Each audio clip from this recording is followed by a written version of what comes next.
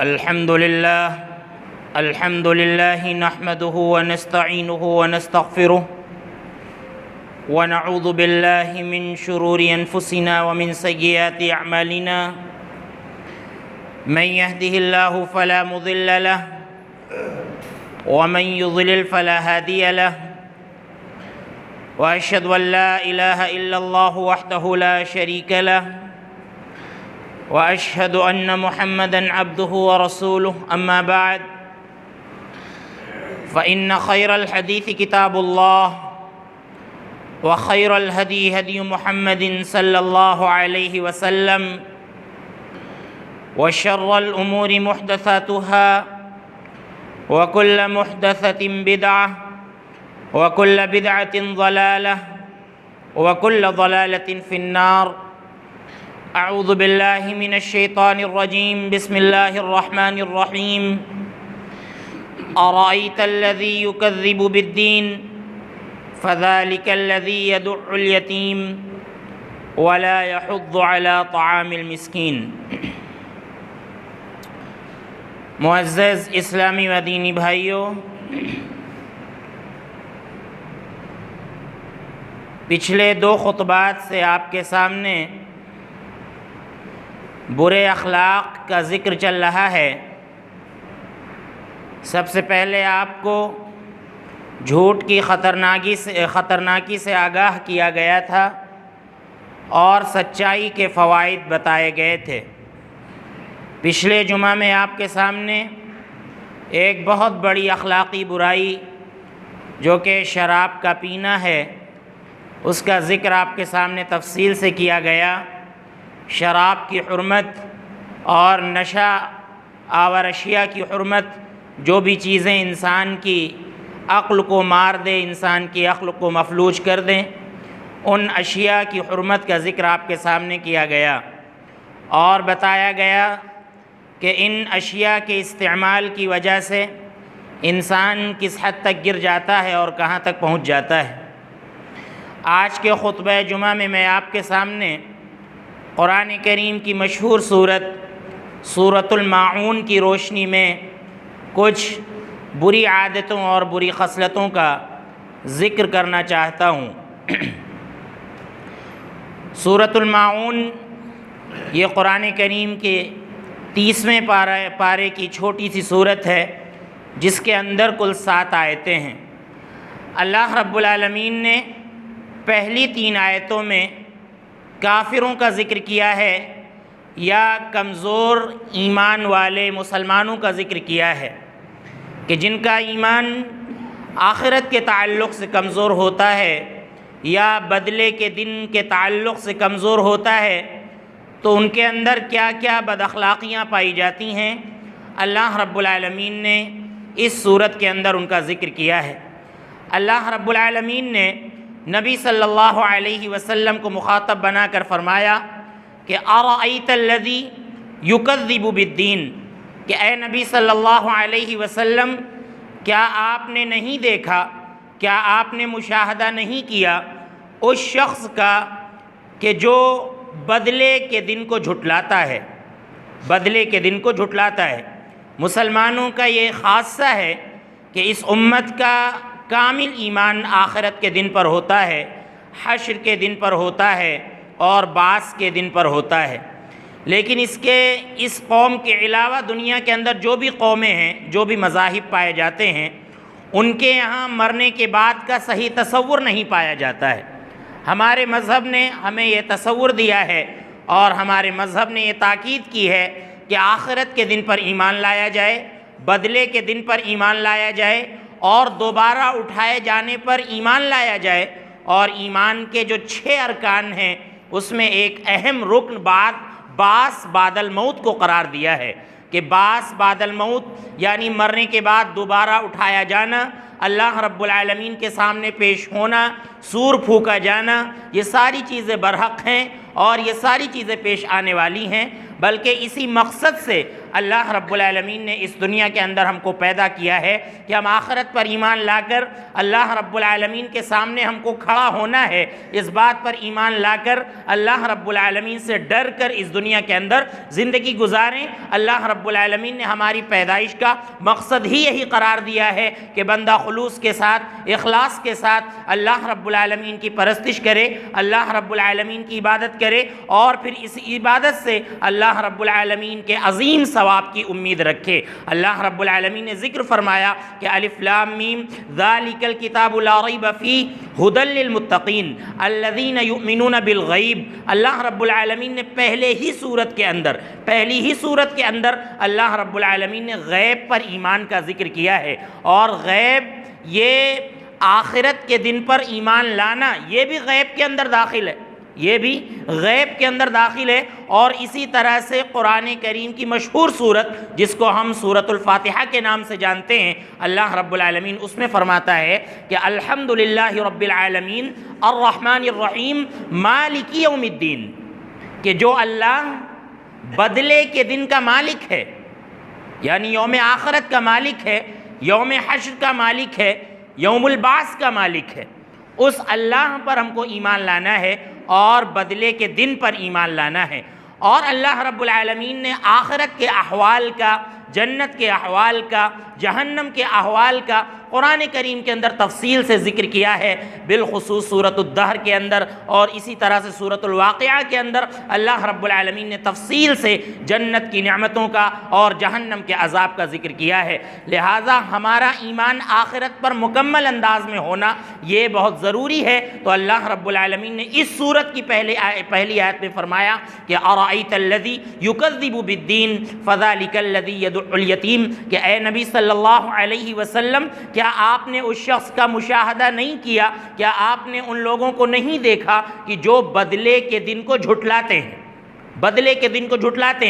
اور بدلے کے دن کو جھٹلانے کی وجہ سے یا آخرت پر ایمان کی کمزوری کی وجہ سے ان کے اندر کیا کیا خرابیاں پائی جاتی ہیں، اور کیا کیا بد اخلاقیاں پائی جاتی ہیں، اور کیا کیا برائیاں پائی جاتی ہیں، اور کتنے حقوق ایسے لوگ غصب کرتے ہیں، اور کیسے کیسے لوگوں کا مال کھاتے ہیں۔ اللہ رب العالمین نے اس کا ذکر آگے کیا ہے۔ اللہ تعالیٰ فرماتا ہے کہ فَذَلِكَ الَّذِي يَدُعُّ الْيَتِيمَ، یہی شخص ہے جس کا ایمان اللہ رب العالمین پر پختہ نہیں ہوتا ہے، بدلے کے دن پر پختہ نہیں ہوتا ہے۔ وہ یہ نہیں سمجھتا ہے کہ ہم سے پوچھا جائے گا، اللہ رب العالمین ہم سے سوالات کرے گا، اس پر اس کا ایمان پختہ نہیں ہوتا ہے۔ اللہ رب العالمین فرماتا ہے فَذَلِكَ الَّذِي يَدُعُّ الْيَتِيمَ، یہی وہ انسان ہے جو یتیموں کو دھکے دے کر نکال دیتا ہے،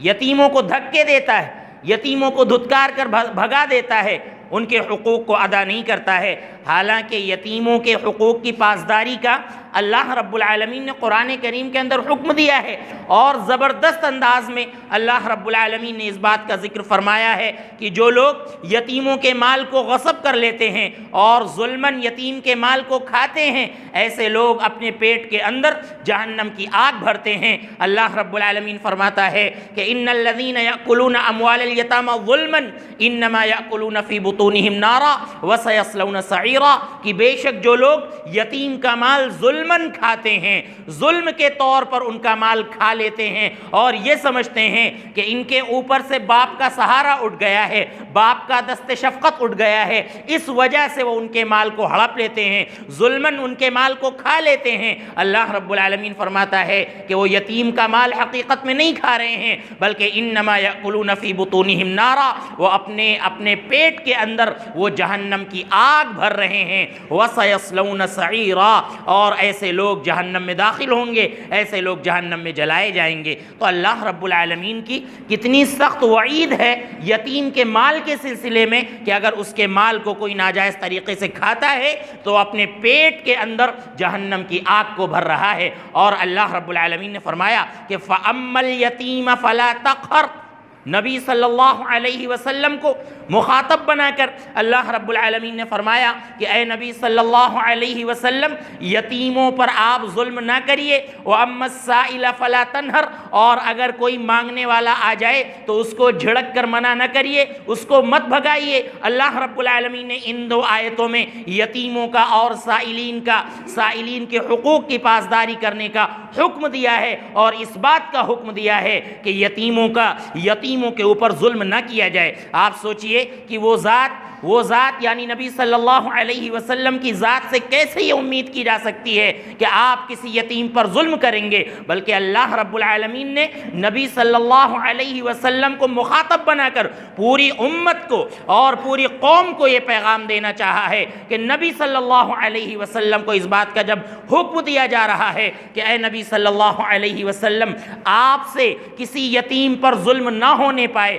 آپ کسی یتیم پر جبر نہ کریں، تو ہمیں کتنا زیادہ اس کا پاس و لحاظ رکھنا چاہیے۔ لہذا ہمیں اس کا بہت زیادہ خیال رکھنا چاہیے کہ کسی بھی یتیم بچے پر ہماری جانب سے ظلم نہ ہونے پائے، ہم ایک ٹکا بھی اور ایک روپیہ بھی اس کا مال ہم ناجائز طریقے سے نہ کھائیں۔ اللہ رب العالمین نے اس بات کا حکم دیا ہے۔ یہ بہت بڑی بد اخلاقی ہے کہ انسان چھوٹے بچوں کا مال اور اسی طرح سے یتیم بچوں کا مال ناجائز طریقے سے کھا جائے۔ اللہ رب العالمین نے فرمایا کہ جس شخص کا ایمان آخرت کے تعلق سے کمزور ہوتا ہے، اسی شخص کے اندر یہ بات پائی جاتی ہے کہ وہ یتیموں کو دھکے مار کر نکال دیتا ہے۔ حالانکہ آپ دیکھیے اللہ کے نبی صلی اللہ علیہ وسلم نے فرمایا کہ بنی آدم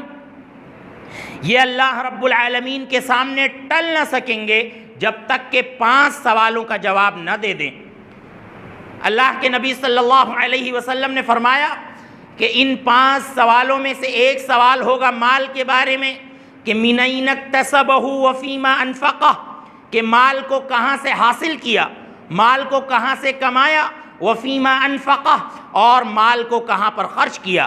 یہ سوال ہم سے بدلے کے دن کیا جائے گا، ایک ایک پائی کے بارے میں ہم سے سوال کیا جائے گا۔ اگر کسی کا مال ہم نے ظلماً لیا ہے تو یقیناً اللہ رب العالمین کے یہاں ہمارے سارے نیک اعمال ختم ہو جائیں گے۔ تو اللہ رب العالمین، اللہ کے نبی صلی اللہ علیہ وسلم نے فرمایا کہ 5 باتوں کا جب تک بندہ جواب نہیں دے گا اللہ رب العالمین کو، تب تک بندہ اللہ رب العالمین کے سامنے سے ٹل نہیں سکے گا۔ ان میں سے ایک سوال یہ ہوگا کہ مال کہاں سے کمایا اور کہاں خرچ کیا۔ اور آپ دیکھ لیجئے اللہ کے نبی صلی اللہ علیہ وسلم کی پیشین گوئی ہے کہ ایک وقت ایسا آئے گا امت پر کہ مسلمان پرواہ نہیں کرے گا،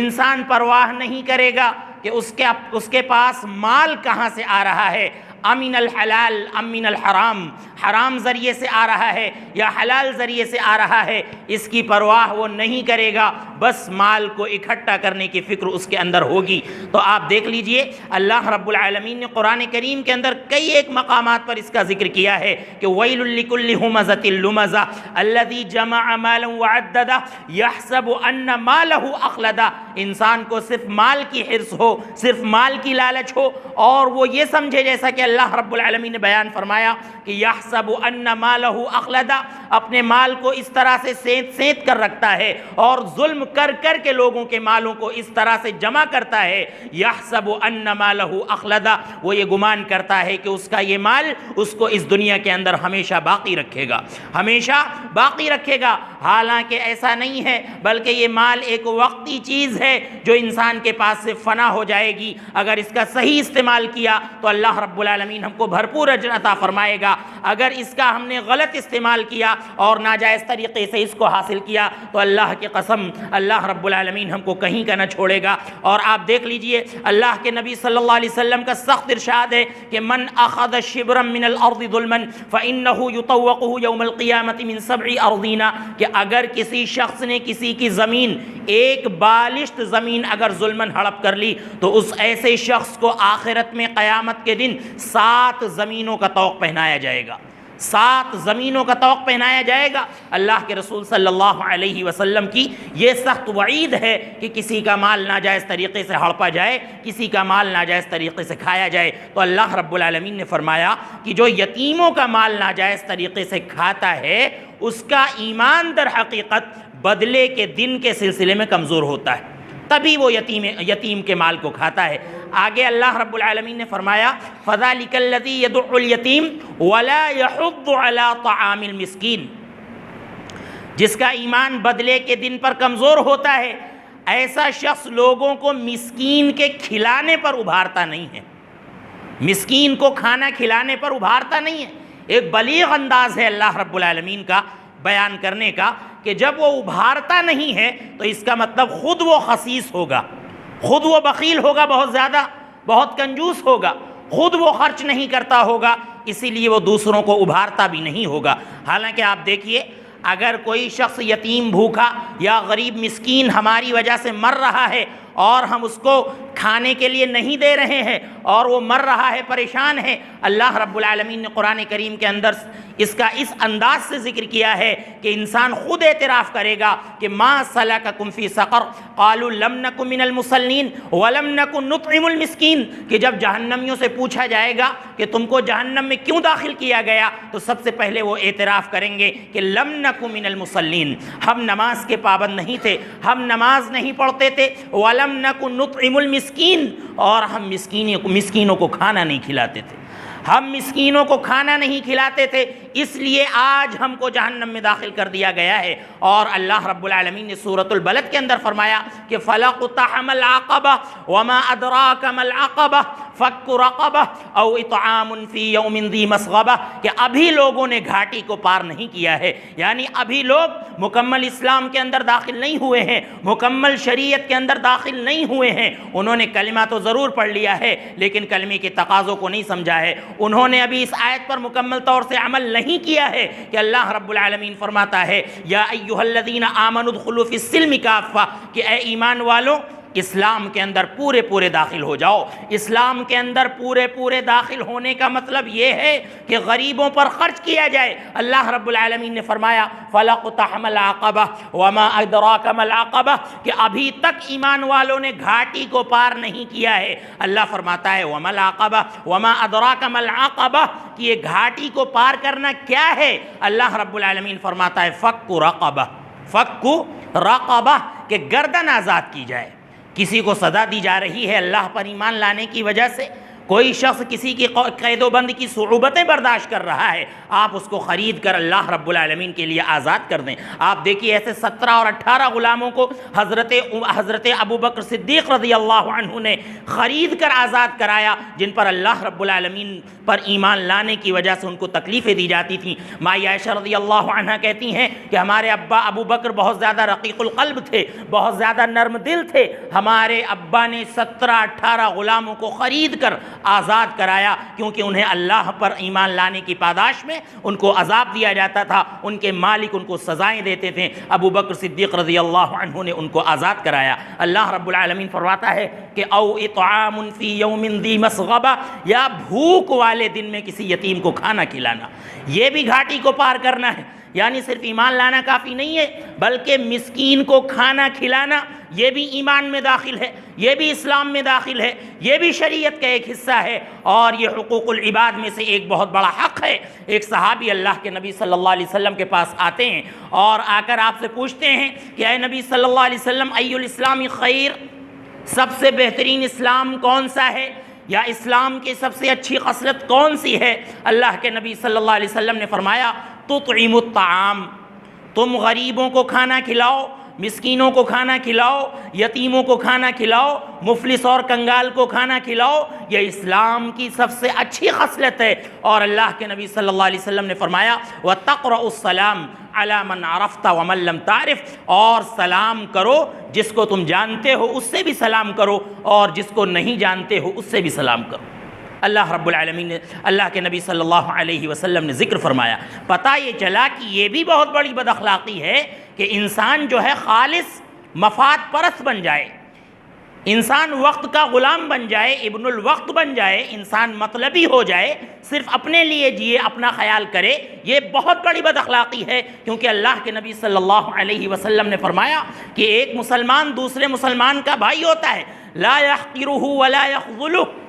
اس کو نہ تو حقیر سمجھتا ہے اور نہ تو اس کو بے یار و مددگار چھوڑتا ہے کہ موقع آیا تو اس کو بے یار و مددگار چھوڑ کر چلتے بنے، اور وقت آیا تو اس سے دوستی کر لی اور کام بنانے کے لیے اس سے مل گئے، اور جب اس کا وقت آیا تو ہم اس سے الگ ہو جائیں۔ یہ خالص مفاد پرستی ہے، یہ ابن الوقتی ہے۔ اللہ کے نبی صلی اللہ علیہ وسلم نے فرمایا کہ یہ بہت بڑی بد اخلاقی ہے، اور اللہ رب العالمین نے فرمایا کہ یہ بہت بڑی بد اخلاقی ہے کہ انسان یتیموں کو، مسکینوں کو اور غریبوں کو کھانا نہ کھلائے۔ آپ دیکھیے اللہ کے نبی صلی اللہ علیہ وسلم نے فرمایا کہ انا وکافل الیتیم کہاتین، کہ میں اور یتیم کی کفالت کرنے والا، یعنی یتیم کے اوپر دست شفقت رکھنے والا، یتیم کو کھلانے اور پلانے والا جنت میں اس طرح سے ہوں گے، یعنی جس طرح سے یہ دونوں انگلیاں ملی ہوتی ہیں اسی طرح سے ایسا شخص ہمارے ساتھ ہوگا جو یتیم کی دیکھ ریکھ کرتا ہے اور اس کی کفالت کرتا ہے۔ اللہ کے نبی صلی اللہ علیہ وسلم نے فرمایا کہ الساعی علی الارملہ کالمجاہد فی سبیل اللہ، کہ بیوہ عورت کی دیکھ ریکھ کرنے والا، اس کے کام کرنے والا اور اس کے خرچ کو پورا کرنے والا اور اس کے اوپر خرچ کرنے والا، اللہ کے نبی صلی اللہ علیہ وسلم نے فرمایا کہ کل مجاہد فی سبیل اللہ، اللہ کے راستے میں جہاد کرنے والے کی طرح ہے۔ لہٰذا میرے بھائیوں، آج کتنی بیوہ عورتیں ہیں جو آپ کے تعاون کی محتاج ہیں، لہٰذا ان کا بھرپور تعاون کیا جائے۔ آج کتنے مسکین اور کتنے معذور ہیں جو آپ کے تعاون کے محتاج ہیں، لہٰذا ان کا بھرپور تعاون کیا جائے۔ آج کتنے یتیم بچے ہیں جو ایسے ہی روڈ پر بھٹک رہے ہیں، گھوم رہے ہیں، لہٰذا ان کے حقوق کی ادائیگی کی جائے، ان کا خیال کیا جائے۔ ہمارا اسلام اس بات کا ہمیں پیغام دیتا ہے۔ اس کے بعد آپ دیکھیے آگے اللہ رب العالمین نے فرمایا کہ فویل للمصلین۔ 3 آیتیں جو ہم نے آپ کے سامنے پیش کی، ان آیتوں میں اللہ رب العالمین نے کافروں کا ذکر کیا یا کمزور ایمان والوں کا ذکر کیا۔ اب آگے اللہ رب العالمین منافقوں کا ذکر کر رہا ہے۔ اللہ رب العالمین فرماتا ہے کہ فویل للمصلین، ہلاکت ہے ان لوگوں کے لیے، ان نمازیوں کے لیے، الذین هم عن صلاتهم ساہون، جو اپنی نمازوں کے اندر سستی کرتے ہیں، اپنی نمازوں کے اندر سستی کرتے ہیں۔ یہ آیتیں منافقوں کی طرف اشارہ کرتی ہیں۔ اللہ رب العالمین قرآن کریم کے اندر فرماتا ہے منافقوں کی روش کے بارے میں کہ وَإِذَا قَامُوا إِلَى الصَّلَاةِ قَامُوا كُسَالَىٰ يُرَاءُونَ النَّاسَ وَلَا يَذْكُرُونَ اللَّهَ إِلَّا قَلِيلًا، جب وہ نماز کے لیے کھڑے ہوتے ہیں تو بہت ہی سستی کے ساتھ کھڑے ہوتے ہیں، بہت ہی سستی کے ساتھ کھڑے ہوتے ہیں، اور ایسا لگتا ہے کہ ان کو کھینچ کر لایا گیا ہے اور اللہ رب العالمین کی عبادت کے لیے کھڑا کر دیا گیا ہے اللہ کے دربار میں۔ اور وَلَا يَذْكُرُونَ اللَّهَ إِلَّا قَلِيلًا، ایک تو یہ لوگوں کو دکھانے کے لیے نماز پڑھتے ہیں، لوگوں کو دکھانے کے لیے نماز پڑھتے ہیں، اور وَلَا يَذْكُرُونَ اللَّهَ إِلَّا قَلِيلًا، اور اپنی نمازوں کے اندر اللہ رب العالمین کا بہت کم ذکر کرتے ہیں، دعائیں بہت کم پڑھتے ہیں، اور یہ سوچتے ہیں کہ ہم کس طرح سے اپنی نماز مکمل کر لیں۔ یہ منافقوں کی نماز کے بارے میں اللہ رب العالمین نے بیان فرمایا۔ اگر ہم ایسا کرنے لگیں، ہم مسلمان اگر ایسا کرنے لگیں تو ہم سمجھ لیں کہ یقیناً ہمارے اندر بھی منافقوں کی روش پائی جا رہی ہے۔ ہم یہ تو نہیں کہیں گے کہ ہم خالص منافق ہو گئے ہیں، لیکن ہمارے اندر بھی منافقوں کی روش پائی جا رہی ہے۔ لہٰذا ہم اپنی نمازوں کی اصلاح کریں۔ نماز کے اندر سستی کرنا، نماز کے اندر سستی کرنا، اس میں کئی چیزیں آ جاتی ہیں۔ اللہ رب العالمین فرماتا ہے کہ فویل للمصلین، ہلاکت ہے نمازیوں کے لیے، لہذا نماز کے اندر خشوع خضوع پیدا کیا جائے۔ اللہ رب العالمین فرماتا ہے سورۃ المومنون کی پہلی آیت میں کہ قد افلح المؤمنون الذین هم فی صلاتهم خاشعون، کہ کامیاب ہو گئے صرف اور صرف وہ مومن جو اپنی نمازوں کے اندر خشوع اختیار کرتے ہیں، خشوع و خضوع کے ساتھ نماز پڑھتے ہیں، رکوع و سجود کے اندر اطمینان ہوتا ہے، قومہ اور قیام کے اندر اطمینان ہوتا ہے، اور دعاؤں کے اندر اطمینان ہوتا ہے، تشہد کے اندر اطمینان ہوتا ہے۔ اطمینان کے ساتھ جو لوگ نمازیں پڑھتے ہیں ان کی نمازوں کو اللہ رب العالمین نے فرمایا کہ ان کی نمازیں صحیح ہیں، اور ایسی نماز پڑھنے والا ہی کامیاب ہے۔ لہٰذا میرے بھائیوں، نمازوں کی اصلاح کی بہت ضرورت ہے۔ فرض نمازوں کے علاوہ جو ہم 5 وقت کی نمازیں ادا کرتے ہیں، ان کے علاوہ ایک بہت ہی اہم نماز ہے جو ہم مردے کی دعا کے لیے ادا کرتے ہیں۔ وہ بھی نماز ایک مردے کے لیے، ایک میت کے لیے بہت حیثیت رکھتی ہے، لہذا آج ہم نے اس نماز کا تماشا بنا دیا۔ ہم دیکھیں 2-3 منٹ میں وہ نماز پڑھا دی جاتی، 2-3 منٹ میں وہ نماز پڑھا دی جاتی ہے۔ حالانکہ جب ہم اللہ کے نبی صلی اللہ علیہ وسلم کی سنت کا مطالعہ کرتے ہیں، جب آپ صلی اللہ علیہ وسلم کے صحابہ کرام کی زندگی کا مطالعہ کرتے ہیں تو پتہ چلتا ہے کہ ابن عباس رضی اللہ عنہ نے جنازے کی نماز ایک مرتبہ زور سے پڑھائی، ایک مرتبہ جنازے کی نماز زور سے پڑھائی، اور زور سے پڑھانے کے بعد اس کے اندر سورہ فاتحہ پڑھی، اس کے اندر درود شریف پڑھا، اس کے اندر دعا پڑھی۔ اس کے بعد ابن عباس رضی اللہ عنہ فرماتے ہیں، آپ سے جب پوچھا گیا کہ آپ نے جہری نماز کیوں پڑھائی تو آپ نے فرمایا لِيَعْلَمُوا أَنَّهَا سُنَّةٌ، میں نے ایسا اس لیے کیا کہ لوگ جان جائیں کہ یہی سنت ہے، یہی اللہ کے نبی صلی اللہ علیہ وسلم کا طریقہ ہے۔ آج آپ دیکھ لیجئے جنازے کی نماز کا کیا معاملہ ہوتا ہے، حالانکہ اللہ کے نبی صلی اللہ علیہ وسلم نے بڑی اہمیت دی ہے کہ پہلی تکبیر کے بعد سورہ فاتحہ پڑھی جائے، دوسری تکبیر کے بعد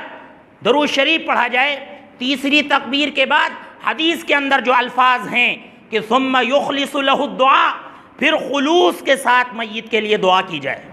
خلوص کے ساتھ میت کے لیے دعا کی جائے۔ ایک مشہور دعا ہے جو ہم جنازے کے اندر پڑھتے ہیں، اللہم اغفر لحینا و میتنا و شاہدینا و غائبینا و صغیرنا و کبیرنا، آخر تک یہ دعا ہے۔ اس کے علاوہ اور بھی دعائیں اللہ کے نبی صلی اللہ علیہ وسلم سے ثابت ہیں جو آپ جنازے کے اندر تیسری تکبیر کے بعد پڑھا کرتے تھے،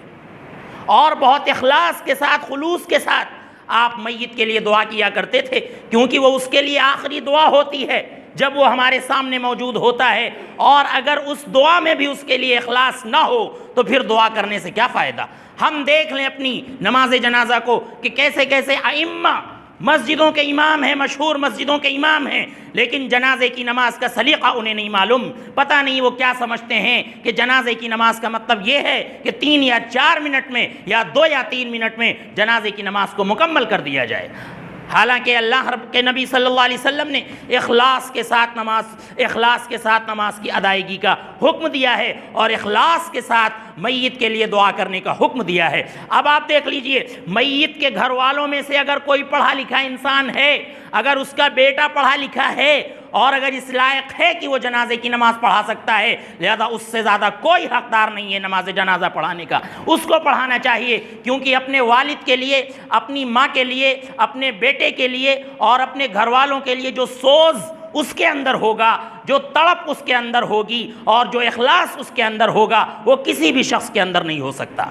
اگر کوئی ایسا انسان نہیں ہے، پھر باہر کے کسی ایسے شخص کا انتخاب کیا جائے جو جنازے کی نماز اطمینان سے، صحیح انداز سے پڑھا سکے اور اس کے اندر میت کے لیے خلوص کے ساتھ دعا کر سکے، کیونکہ اللہ کے نبی صلی اللہ علیہ وسلم نے فرمایا کہ اگر کسی مسلمان میت کی نماز جنازہ میں 40 لوگ ایسے شریک ہو جاتے ہیں جو مخلص ہوتے ہیں، جو اللہ کے ساتھ شرک نہیں کرتے ہیں، اگر 40 لوگ شریک ہو گئے نماز جنازہ میں اور ان سب نے مل کر میت کے لیے دعا کی، مغفرت کی دعا کی، اللہ رب العالمین ان 40 لوگوں کی شفاعت اس میت کے حق میں قبول فرما لیتا ہے،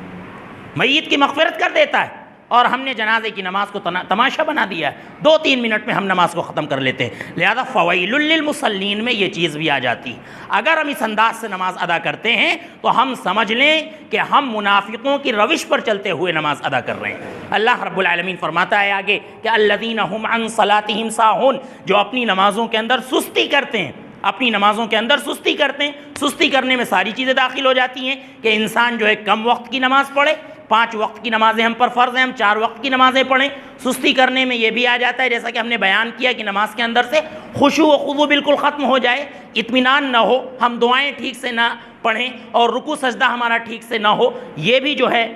سستی میں آ جاتا ہے۔ آگے اللہ رب العالمین فرماتا ہے کہ الذین هم یراؤون، یہ لوگ دکھلاوے کے لیے نماز پڑھتے ہیں، دکھلاوے کے لیے نماز پڑھتے ہیں، کبھی کبھی نماز پڑھتے ہیں، جلدی جلدی نماز پڑھتے ہیں تاکہ لوگ یہ کہیں کہ یہ نمازی ہے، یہ نماز پڑھتا ہے، مسجد میں آتا ہے، دکھلاوے کی نماز۔ تو دکھلاوے کے لیے اگر نماز کوئی پڑھ رہا ہے تو اللہ کے نبی صلی اللہ علیہ وسلم نے فرمایا کہ ان اخوف ما اخاف علیکم الشرک الاصغر یعنی الریا، کہ سب سے زیادہ خوفناک چیز